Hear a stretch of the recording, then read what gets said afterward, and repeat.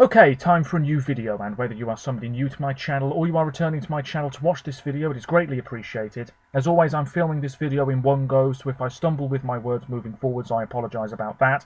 And indeed, if there's any lag, or if the quality of this video isn't that great in general, sadly it can't be helped, and hopefully it's not too much of an issue for you. This is yet another Eurovision related video here on my channel, and it's another instalment in my Look Back series with regards to the Eurovision Song Contest. I've been doing this series on and off for what feels like about 2 years now, with several weeks or even months in between episodes, shall we say. But I'm back today to take a look at the 1999 Eurovision Song Contest. We have moved backwards to the 20th century, ladies and gentlemen. Now, before I get into the main point of this video, as always, there are links in the description to my other social media pages. Check them out if you so wish. And feel free to leave comments as well, maybe telling me your favourite songs from this particular edition of the competition. Now, I have information in front of me just to make sure I don't forget anything, and also because this explains it far better than I could.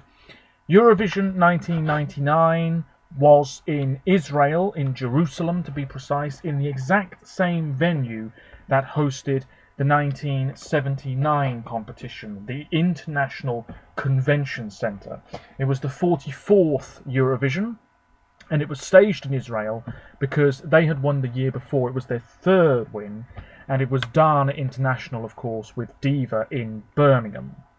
The hosts were Yigal Ravid, Daphne Deckel, who represented her country in Malta in 1992, and Sigal Shachmon.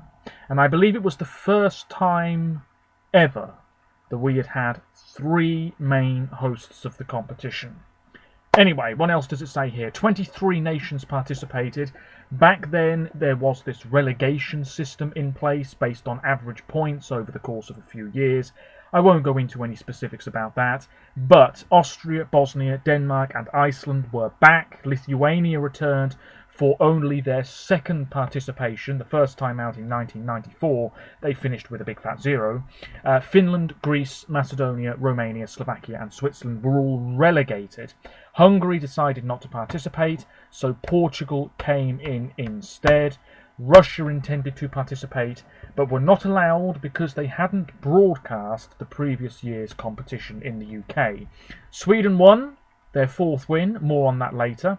What does it say here? Many speculated that the competition would not be held in Israel, but would be moved to either Malta, who were in 3rd place in 1998, or the UK, who had finished 2nd on home soil the year before. This was because of concerns over funding for the event, and even today, with regards to Eurovision, sometimes you do hear things in the media, online, that sort of thing, about funding and the cost of a competition. I remember Oslo 2010, there were concerns because they were broadcasting the Winter Olympics at some point, and the Football World Cup was coming up, and that's why they went for a bit more of a stripped back stage. There wasn't an LED screen, for example, and I think as well Copenhagen in 2014, they overspent. So every year there's some discussion about money. What else does it say here? This came about after major concerns over funding, but also the opposition from Orthodox Jews that they would attempt to stop the contest from coming to Israel after Dana International won the previous year's contest. This, however, provided no hindrance for IBA, the former Israeli broadcaster, and the venue at the International Convention Centre was chosen. Long-standing rules in place for decades were abolished, so it's quite a significant competition in the history of Eurovision. For the first time, no orchestra for starters, and although we had one at the very same venue back in the late 70s, orchestras take up quite a bit of room, which means less space for an audience. I mean, if we had an orchestra now, and who knows, maybe Italy are planning to bring one back. They have one at Sanremo every year, and that's a very small venue. But if we had one now at an actual Eurovision, plus the green room as part of the stage floor, if you will, there's less room for a live crowd, so I'm not too sure about it. But anyway, in 1999, they got rid of an orchestra, and we haven't had one since. Rules that each country had to sing in one of their national languages was abolished for the first time since 1977. So most countries chose to sing entirely or partly in English. The reason the orchestra was dropped was a way to conserve money. A CD was released for the first time. However, it was put together by a record label in Israel, and it's missing some of the songs. Since 1999, every CD that's been released has been put together by the EBU, partly with a record label, and all of the songs are involved. It was also announced in 1999 that as of the year 2000, the Big Four, that is the biggest financial contributors to the EBU, Germany, Spain, France and the UK, and in later years Italy, would all be given automatic entry regardless of their results. How the UK has benefited from that. And then it doesn't really say much else. The running order was done randomly in November 1998. The favourites to win the contest, and I've read this elsewhere online as well, Iceland, who finished second, more on them in a moment, and Cyprus, who finished second last. Absolutely outrageous. But there we are. It just goes to show that maybe the bookmakers, the betting odds, all of that stuff back in the day maybe wasn't as accurate as it is now. And I think that's because these days all of the rehearsals are online. There's so much footage of what's going on prior to the live shows. It doesn't surprise me if things are more accurate now. Anyway, I've spoken briefly about the hosts. Yigal Ravid is a bald radio and television presenter. Quite a recognisable figure, I would say, in Israel. Daphne Dekel is a singer and also an actress. And Sigel Shachmon is an actress, model and TV presenter in Israel as well. The postcards focused on biblical stories. Of course, religion plays a very big part in Israel. And I think that's all there is to say. We had 3 returning artists, Doris for Croatia, Evelyn for Estonia, who was a backing singer 2 years prior, and Daria for Slovenia, plus lots of backing performers were back as well, and what have you, people that had been at the contest before. I'm really rambling. Let's get into the song, shall we? And I should hold up this, the Eurovision 1999 CD. I've mentioned this before, I will be brief. I was contacted on my Facebook writing page, which is where I share links to my blog and videos and what have you. And out of the blue, this guy messaged me many months ago saying, I really enjoy your content on YouTube. I saw your video where you spoke about all of the Eurovision CDs. Would you like the 1999 CD? For free, I'll post it to you. I thought, hang on a minute, this might be a bit of a scam. I don't know if this is legitimate. Turns out it was. And many weeks later, it came in the post. This was the envelope. I won't say their name, although I've probably mentioned it before in a previous video. It came from Ramat Gan in Israel, and this is a rare item. I really think so. It's very difficult to get a hold of, certainly one that's in as good a condition as this one. And it was made by IMP Records, and it's missing some of the songs, such as the UK's entry. There's also a few spelling mistakes in the booklet, but there are pictures. That's during the voting, of course, and there's a picture of the stage. Absolutely tremendous, and I'm so grateful that this was sent to me. Absolutely remarkable. I've got all of the Eurovision CDs now. Tremendous stuff. The songs then. As always, let me know your thoughts. Song 1, On the Night. I haven't even said the date it took place. 29th of May. I think it's one of the latest Eurovisions we've ever had. It might well be the latest. Song 1 was The Returning Lithuania. This is great. If anything, it was a little bit too unusual to really leave much of an impression. Plus it was on first, which can be very difficult for a song that's presented in this manner. This was Aiste with Strasdas, and this was performed in the Samogitian dialect of Lithuania. Strasdas means song thrush. Aiste is 43, and she is a folk, jazz, pop rock, alternative musician. Her last album apparently was in 2016. This song builds up quite nicely. It's very dreamy. It is quite folky, I would say. There's something very captivating about it. I'm not bored when I listen to it. On stage, she was in this black outfit, and she performed it very passionately. I thought her vocals were pretty good. I don't really have anything else to say about it. I think this is one of Lithuania's strongest entries to date. I really do. It felt very fresh. It felt very original. It felt very unique, standing out from the field, even though it was on first. 20th place, 13 points. A great shame. A high mark of 5 from Cyprus. I should say most countries voted with 100% public vote. A few countries had a jury vote. Ireland was one, interestingly.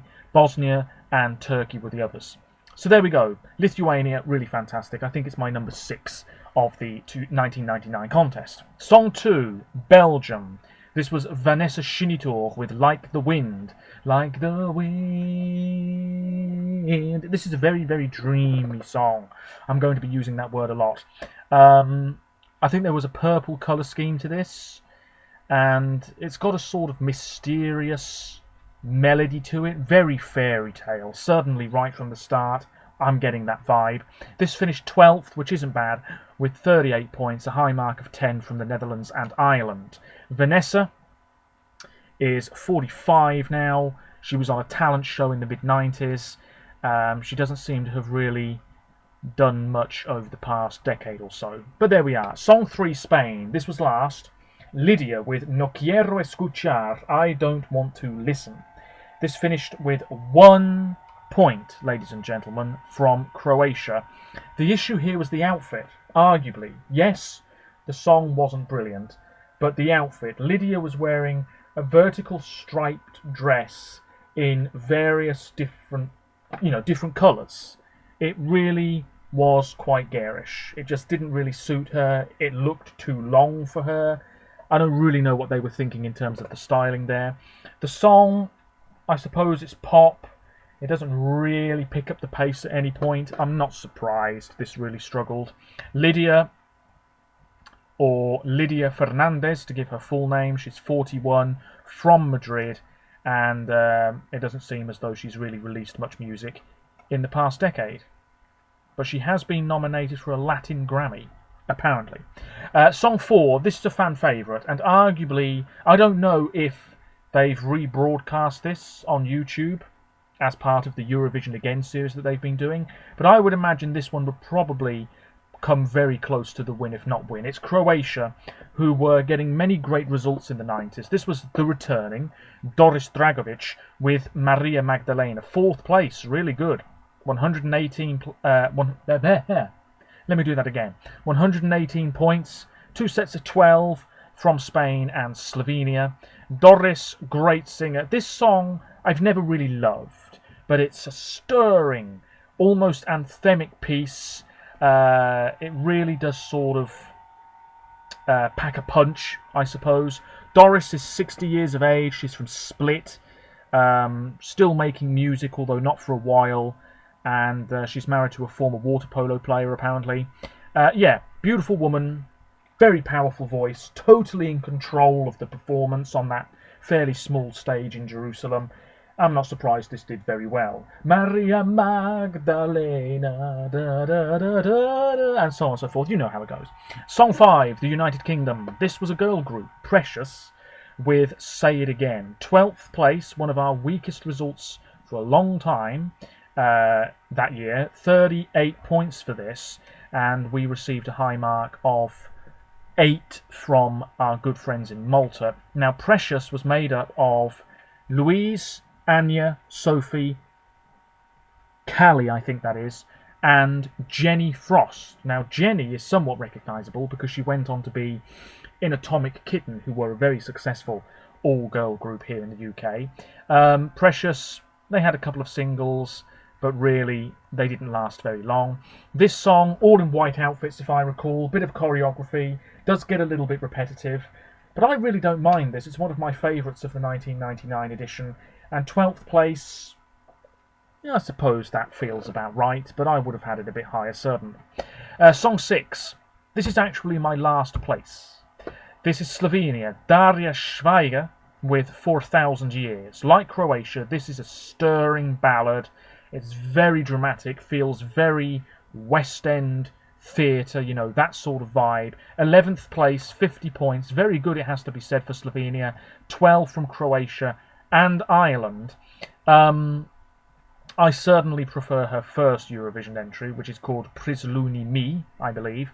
She's 56, from Maribor. Last album was in 2013, apparently. Yeah, I think she was in a yellow dress for this, but the backdrop was more blue, if I recall. I haven't seen the performance in a long time. I appreciate it for what it is, it's just not one of my favourites at all. We then move on to Turkey. This is somewhat forgettable. It's Don Artık by Tugba Onal and Group Mystic. It finished 16th with 21 points and received a high mark of 12 from Germany. That doesn't surprise me. Tugba is 47 from Istanbul. She is I don't know if this is true or not, but she is the official singing voices of Nala, Pocahontas, Calliope, Anastasia and Mulan in Turkish dubs of The Lion King, Pocahontas, Hercules, Anastasia and Mulan. So what do you know? It seems as though apart from voice work, she hasn't really released much music herself. Don Artık means come back. There was a sort of gold colour scheme to this performance. It was performed relatively well, but it really is a fairly forgettable entry. I can't imagine people in Turkey really loved this that much. Maybe they've forgotten it too. I think Turkey was stuck in a bit of a rut for quite a few years in the late 90s. Not really any result that stood out from the field, but then of course they won several years later. So that's when they started becoming a real powerhouse in the competition. Song 8, Norway. This was Stig van Eyck with Living My Life Without You. This was a sort of hip-hop entry from a guy in a sort of basketball jersey for Norway. This just felt so odd. It still feels so odd. 14th place, 35 points. It's a little bit cringy, I think it's fair to say. A high mark of 7 from Croatia, out of the blue. Iceland and Cyprus as well. Now, I believe this was the first year in which Jon Ole Sand was the head of the Norwegian delegation. So there you go. Stig is actually from Colombia. He's performed all over the world. He's sold 250,000 records, despite the fact that he's only released 2 albums by the looks of it. His last single was a few years ago, so he's still going strong, and fair play to him. But this song, yeah, it just feels so uncharacteristic in Eurovision in general, and certainly for Norway. But there we are. Song 9, Denmark. This is a gentle toe-tapping sort of tune by Trine Jepsen and Michael Teschel called This Time I Mean It. It finished 8th with 71 points. Very respectable indeed.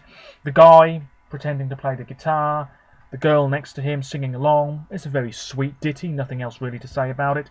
Trine is 44 from Holsted. She's hosted shows on Danish TV. She's presented on the radio. She's done a lot of theatre work. Evita, for example. Whereas Michael, I'm just going to take a look here. Michael, there's very little information about him. He's from Aarhus, born in 1971. Can I find out any more information about him? He's also a journalist. Absolutely. He's also a writer, from the looks of this. I don't know. Anyway, there we go. Really nice song, maybe a tad plain for some tastes. Moving on to song 10, France. This was Neyer with Je veux donner ma voix. I will give you my voice, the rough translation. 19th place, 14 points for this particular French entry, so not very good. I want to give my voice, it says here. France received a high mark of 8 from Norway. I should say Denmark received 12 from, take a wild guess, Iceland. You're absolutely right. But France, yes. Now, Neyer is 61 from Perpignan. Her actual name is Sylvie. She's won quite a lot of awards, but she hasn't released any music in a very long time. I want to say that there was some controversy about this particular song. Attention was given to her in the French press when they revealed her relationship with the International Raelian Movement, or IRM. I don't really know too much about that, and now is not the place to discuss such matters. But anyway, this song, Je veux donner ma voix, Yeah, it's fairly powerful, and she sang quite well, really going for it. But yeah, when you look at the other songs that year, I think it's quite clear that this was never going to do terribly well. Song 11, The Netherlands. This was really nice, quite a cheery number by Marleen called One Good Reason. 8th place, joint 8th with Denmark, 71 points, a high mark of 12 from Belgium. Give me one good reason. Ba-da-da-da-da. Yeah, there's a sort of summery, really happy feel to this one, really nicely done. She's a newsreader as well as a singer and TV presenter, Marleen Sakupala. She's 50. And she's only released one album, apparently. She's married to a drummer. But yeah, really nice stuff from the Netherlands. Not quite as strong as their entry the year before, which is Sublime. But really respectable indeed. We then have Poland, song 12. Now, this is where my pronunciation is abysmal. This was Mietek Szczesniak with Przyjaciel mnie Nocno. Mochno. Yes, let's go with that. 18th place, 17 points. Yeah, this was a sort of, again, I used the term dramatic. It was a dramatic ballad. He was in a sort of black suit, if I recall. Very forgettable, but nice, smooth vocals, I would say, for this one. Poland received a high mark of 7 from Lithuania. I don't know anything about him, because there's no page to click on here. I would assume that he's still singing. Let me know if you're Polish. What does the song translate as? It translates as Hug Me Tight. It's a very sweet ballad, but it just didn't stand out nearly enough. 17 points. Song 13, Iceland, the runner-up. This was their best result to date until they got more points, but finished second again in 2009. Selma with All Out of Luck. You're all out of luck. This is a really poppy, uplifting track, almost bubblegum pop. Almost aimed more at a teenage audience, I would say. 146 points, second place, really, really good.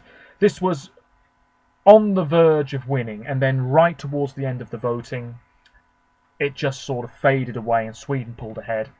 Selma was back in 2005 in Kiev, but didn't qualify. She's 47. She was very young at the time then, when she did Eurovision. She's dubbed several Disney princesses for the Icelandic language. There you go. Yeah, she's still very much involved with the Icelandic music scene, I would say. In 1996, she played a character in an Icelandic stage play. This character later developed into Stephanie. Is that the one with the pink hair? In Lazy Town. Oh, we're really going back in time there with that one. Quite a popular kids' TV show that was broadcast here in the UK. That was an Icelandic show, if you didn't know. But anyway, I'm going off on a massive tangent. Selma, All Out of Luck, great song. Two guys on stage in sort of long capes almost, doing their thing next to her. Selma with her, blonde hair, looking very cute, bopping away. I mean, second place is quite generous for this. You wouldn't get a song like this finishing second now. It's good stuff. It just didn't quite have the legs to win. Song 14, Cyprus. This was one of the favourites, as I mentioned earlier. Thanayerotas by Marleen, performed in Greek. 2 points, 22nd place. Those 2 points came from the UK. This is a sort of throbbing, clubby, really up-tempo track. The vocals were a little shaky, but she was very young at the time. She's from Nicosia, Marleen Angelides. She was born in 1978. Half Scottish, half Cypriot, and so on. She has tried to represent Cyprus since. She was also in a Greek group called High Five. Yeah, she's still making music now, from the sounds of it. She studied biochemistry at Imperial College London, and then she studied in Boston in the US, so great for her. Her career, I don't think, has been terribly damaged by this poor performance in 1999. Thanayerotas, for the record, translates as "It Will Be Love." Da, da, da, da, da, da. I mean, it's quite a predictable melody. But 22nd place, that's harsh. We'll leave Sweden for now. Song 16, Portugal. This, I think, is really quite good. It's nothing amazing, but I appreciate it very much. It's one of my favourites. Rui Bandeira with Como Tudo Começou. Performed in Portuguese. 21st place, 12 points. All 12 points coming from France, and Terry Wogan was very surprised. I believe his daughter, I could be wrong here, but I believe his daughter is a fairly well-known singer in Portugal, I want to say. Anyway, Rui Bandeira was born in 1973 in northeastern Mozambique. So there you go. Let me take a look here. Rui Bandeira. Let's translate this page, shall we? Da, da, da, da, da, da, da. It's a really sort of easy-going. There's a guy pretending to play the guitar, swaying from side to side. Yeah, it's like Denmark, a bit of a toe-tapping track. What else have we got here? Yeah, still making music, still going strong. I'm pretty sure his daughter is a musician as well. I think. He's 48. So there you go. Ah! Here we are. Barbara Bandeira, 20 years old. Absolutely. There you go. Check her music out. I think I listened to it many years ago now. But anyway, it's a good song. Just didn't get the support, apart from France. Song 17, Ireland. This isn't very good. It's the Mullins with When You Need Me. 17th place, 18 points. This is a very grim, slow-going ballad. Lots of sort of deep voices. It just doesn't suit the song at all. A high mark of 12 from Lithuania. Unbelievable. I should say that... well, I haven't spoken about Sweden, so we'll leave them for now. But anyway, this song, yeah, not great from Ireland, When You Need Me. I mean, I don't even really remember how the melody goes. It's not brilliant, that's what I'm trying to say. My word, this video has turned into a right ramble. Next up is Something Quality, Austria, Song 18, Bobby Singer, how fitting, with Reflection, 10th place, 65 points. This is a really fantastic song. I listened to this very track earlier today. I think it's wonderful. It feels somewhat contemporary, but there's also something quite retro about it. Even for 1999, drummer, backing singers, Bobby, who I think must have been about 18 at the time. There was this sort of maroon colour scheme. She was in a black skirt, black leggings. I only watched it earlier today and I can't even remember. But this is good. A little bit repetitive. Certainly towards the end it runs out of steam. She's whispering into the mic at one point. I think this is really good though. Bobby Singer, absolutely. Born Tina Schusser. She's 40 from Linz. It says here she stopped performing around 2005 and is working as a producer and music composer. She also has a daughter. I do remember trying to find out if she'd released any more music in the past few years, but I don't think so. Things have gone very quiet. But Reflection is a really nice, underrated gem. It's well worth checking out. Song 19, Israel, the host nation, and they just went for a very cheery number. Yom Huludet, Happy Birthday, by Eden, performed in English and Hebrew. 5th place, 93 points. Happy birthday to you. Ba-ba-da-da-da-da-da. There was choreography, they were all in similar outfits, all guys. This was just a very cheery tune. The group was made up of Eddie, Gabriel, Raphael and Doron. Eddie would be back in 2006 in Athens, but he didn't do very well. It was a very short-lived group, only a couple of years. But yeah, there we are. This song, nothing else really else to say about it. Ah dear, I'm stumbling now. But it's a very, very cheery, happy song, as I just said. And 5th place, I think, is very well deserved. A high mark of 8 from Iceland, I think that is. Yes, and Estonia. Austria received a high mark of 8 from What am I doing? Sorry. Austria received a high mark of 8 from Iceland and Estonia. Israel received a high mark of 10 from Poland and Cyprus. We move on to Malta, girl group again. ×3, Believe in Peace. This just isn't quite cutting it, if you ask me. It feels very cheesy. It feels quite cheap, to be honest with you. I think they were very nervous. 15th place, 32 points for Malta, a high mark of 7 from Austria and from Bosnia. Interesting. ×3 consisted of Diane and Francesca. This was their only song. I don't know what they're doing now. It's an okay track, but nothing amazing. 4 songs left. Germany now. Song 21. This was right up there in the results. It very nearly won. Surprise. with Reisenack Jerusalem Kudüs'e Seyahat, performed in German, Turkish and English. Third place, 140 points. This is, I suppose, folky in style. You've got a guy in a white outfit behind the keyboard clapping along. You'll know what I'm on about if you've seen the performance. You know, it's a sort of, come on, sing along type entry. 12 points galore from Israel, Netherlands, Poland, Portugal and Turkey. Sihan, Deniz, Yasmin, Filiz, Savaş and Bulent were the singers in question. A German-Turkish group.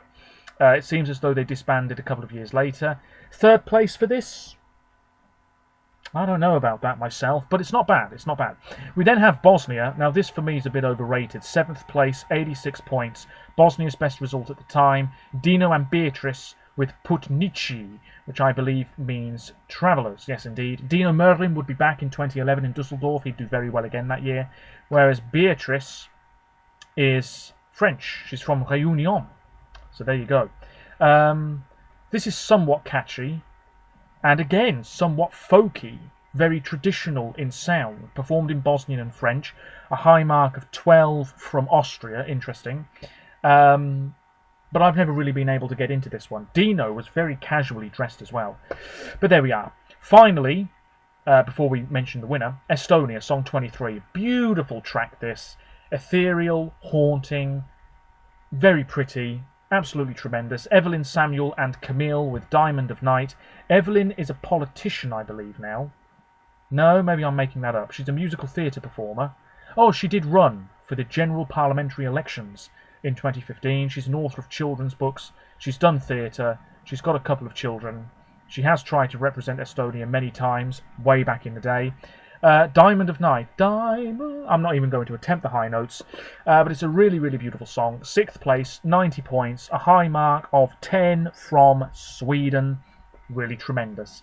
Let's now talk about the winner, which was performed 15th on the night. Charlotte Nilsson. She was in Melfest earlier this year. She was at Eurovision again in 2008, but didn't do that well. Only just qualified, of course. But this, it's a bit of a Eurovision classic. Take Me to Your Heaven. Performed in English, 163 points. She was in this tight pink outfit with glitter all over her, if I recall. That sort of hair tossed towards the camera right at the end. Very confidently done. Great vocals, backing singers. Sort of in the mould of ABBA almost. This Schlager pop sound. What Sweden are very well known for. 12 points from Bosnia, Estonia, Malta, Norway and the UK. The only country that didn't vote for Sweden was Croatia. Charlotte, who's now known as Charlotte Pirelli. Her first name's actually Anna. She's 47 from Hovmantorp. She's released a bunch of albums. She's released a bunch of singles. Still going strong. Absolutely tremendous. And certainly it's my winner, and always has been. And really, I think it was the right winner indeed in that 1999 competition. There we go. Nothing else really to say about the 1999 contest, and I am aware that I have rambled so much here. I do apologise. I always like to film my videos in one go. I haven't really spoken about the stage. Quite small. The audience, you know, it was about maybe 3,000-4,000 people, if that. We had this sort of sundial, which could move as part of the backdrop. That was quite nice. And a sort of video screen as well. Lots of lights down the side. The guy... What was his name again? The bald bloke.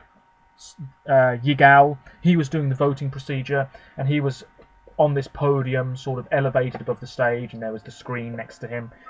Yeah, the interval act was Daphne and Sigal singing, along with Freedom Calling with the song Free, performed in a medley with a version of a traditional prayer for freedom, and Dana International performed as well. At the end, everybody came together to perform Hallelujah, one of Israel's previous winners, as a tribute to the victims of the Balkan War.